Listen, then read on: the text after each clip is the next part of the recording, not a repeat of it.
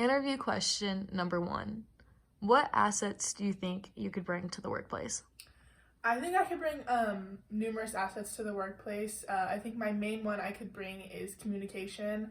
I love communication. I have three sisters, so I think communicating was honestly just ingrained in me from the start because we talk a lot.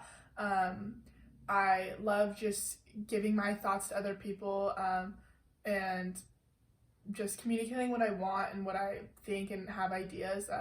I just love to talk, and I'll honestly talk for hours, and especially in the workplace, just kind of feeding off one another. So that also goes hand in hand with my next asset is listening. I think I'm a very good listener. I could listen to everyone's ideas and everyone's thoughts, and especially if I messed up or I made a mistake, just kind of listening to what I did wrong or what I could do better next time. I think that's also a really good asset to have, just to be able to learn and grow from that opportunity, and really like take it all in.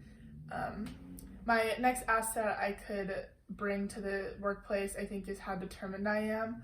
I'm very determined in everything that I do.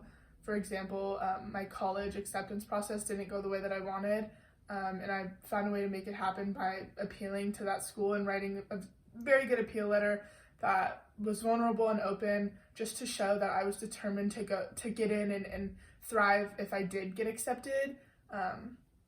So just in anything that I would do, schoolwork, day-to-day just life activities, I'm very determined and willing to do everything that I can to succeed. Question number 2. How do you see yourself in the work environment? I see myself thriving in the work environment. It's actually funny, I honestly can't wait for college to be over to start my job, especially what I want to pursue in sports business. I'm very passionate in the work environment, and especially with what I want to do. So I think I would just be open to learn and to grow, and really just I want to get my foot in the door to start learning and make connections with people. I think I'm a very big people person, so making connections with the people that can help me get to the next level, and then being able to return that to people that I help, I think that would be very good. I also see myself just very like comfortable and kind of the best place in the work environment, just being around people and having like coworkers and a boss, and just like each task to do that I'm passionate with. Question number 3.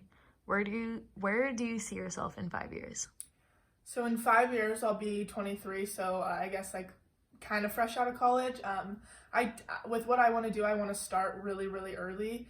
So out of college, I definitely see myself already working for the Sac Republic, which is the USL team in Sacramento.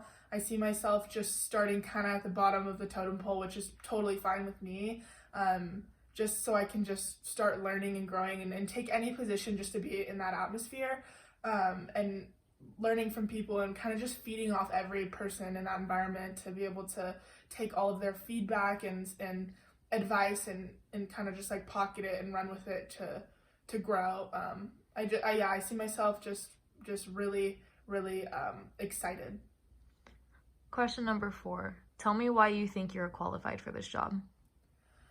I think I'm qualified for this job specifically in sports business, because honestly, my number one thing is passion. Around sports, I have the biggest passion for. I've played soccer my whole life since I was 4 competitively.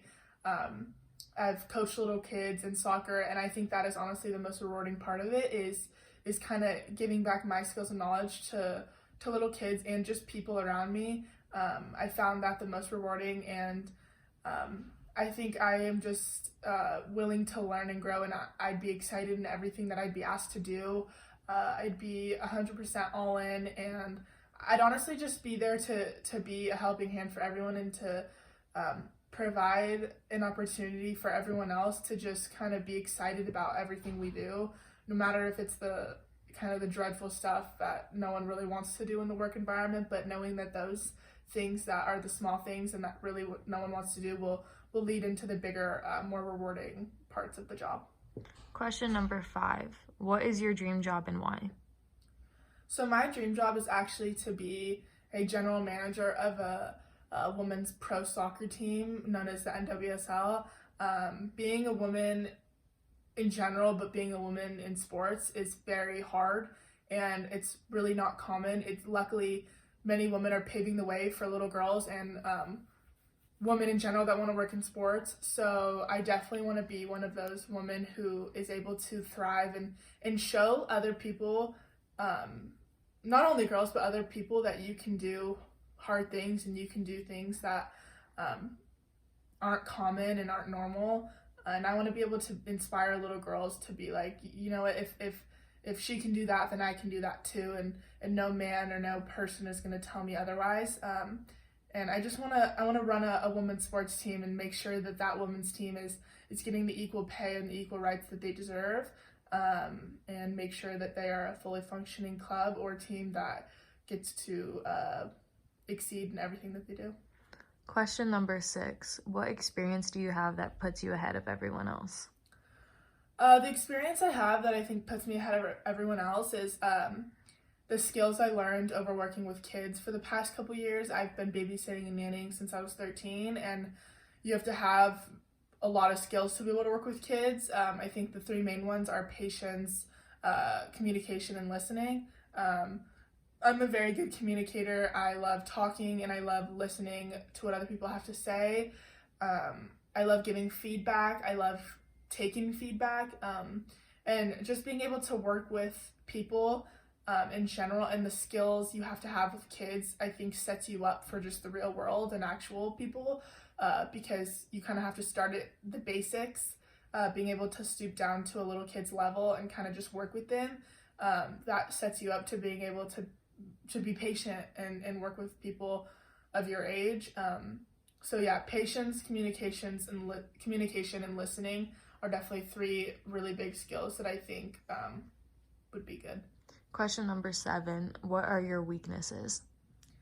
I think my weaknesses are I like to work at a fast pace. I think I can blame that on my ADHD. I'm very rushed and I feel everything that I do.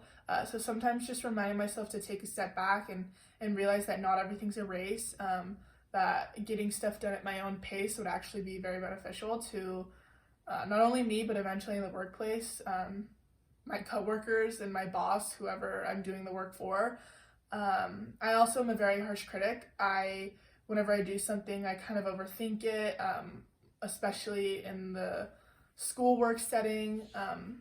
I definitely I lack a lot of confidence there, and that's why in school was a little harder for me because I wasn't that confident. So I think my lack of confidence, me wanting to work at a fast pace, and my being a hard critic on myself, I think those are 3 things that I need to work on, and I think I can work on it to be able to better myself as a person and a coworker. Question number 8. What is a time when you have been morally compromised, and how did you approach the situation?